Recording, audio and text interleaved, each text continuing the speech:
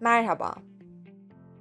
Bu videoda Robuste ile bir internet sitesinin açılması, belirlediğimiz ürünün arama sonuçlarının listelenmesi ve listelenen sonuçların scrap özelliği ile bir Excel dosyasına kaydedilmesi işlemlerini içeren bir süreci göstereceğiz. Gördüğünüz gibi ilk olarak Amazon internet sitesi açıldı.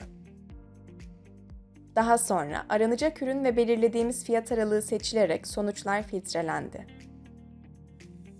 Sonuçlar listelendikten sonra scrap özelliği çalışmaya başladı.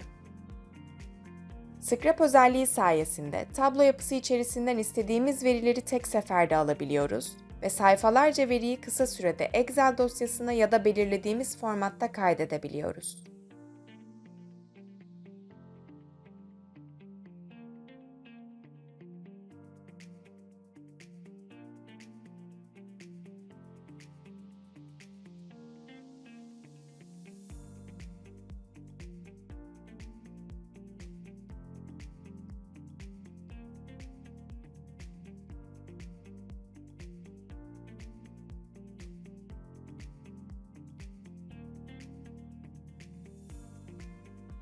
Scrap özelliği çıkan bütün sayfalar için tamamlandı ve alınan veriler Excel dosyasına kaydedildi.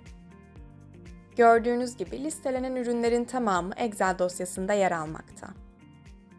Diğer videolarda görüşmek dileğiyle.